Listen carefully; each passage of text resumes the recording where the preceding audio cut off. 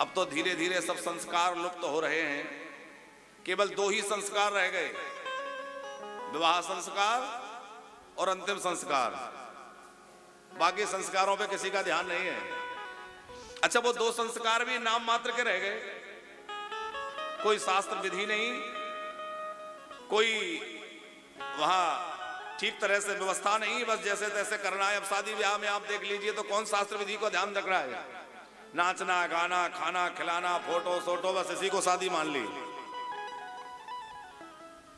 अरे भैया, अपने बालकों के समस्त संस्कार समय पर करिए, क्योंकि संस्कार विहीन होने से वह तेजस्वी नहीं हो सकता। जितना शास्त्रीय जीवन होगा, जितना समय पर संस्कार होगा, उतना बालक तेजस्वी होगा, उसके अंदर शक्ति आएगी।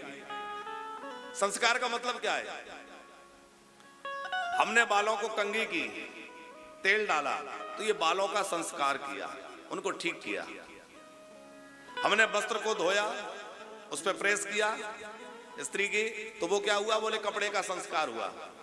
तो जैसे हम किसी भी वस्तु का संस्कार करना माने उसको व्यवस्थित करना, उसी प्रकार यह जीव संसार में आया, माया से लपटा हुआ है। संस्कार करने का मतलब है इसका शुद्धिकरण होकर के ये व्यवस्थित हो जाए और हम लोग मानवीय जीवन जी सकें, मानवता हमारे जीवन में आ जाए। केवल मनुष्य के रूप में जन्म लेने से हम मनुष्य नहीं बन गए। जब तक मानवता अंदर ना आ जाए हम मनुष्य कैसे कहलाएंगे? मनुष्य तो तभी कहलाएंगे जब मानवता हमारे अंदर होगी। सिंह साहब, रावण ने अपनी मृत्यु मनुष्य के हाथों मांगी। किसी ने कहा कि अरे रावण, तुम तो बड़े मूर्ख हो, ये तो मनुष्य लोक ही है, कोई भी मार देगा। रावण ने कहा कि ये बात तो ठीक है कि मनुष्य तो तमाम है, लेकिन मैं किसी को मनुष्य तो रहने ही नहीं दूंगा। लोगों के अंदर मानवता नहीं रहेगी, और मानवता नहीं रही तो मानव कैसा?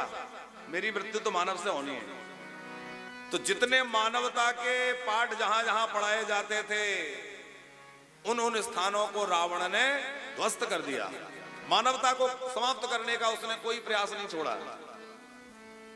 जब मानवता नहीं रहेगी तो मुझे कोई कैसे मारेगा? यही अब उन्होंने किया। मानवता को नष्ट करने के लिए कोई कसर नहीं छोड़ी। तो जब रावण ने मानवता को मिटा दिया तो महामानव बन करके श्री रघुनाथ जी पधारे और उन्होंने महामानव बन करके रावण का संहार किया।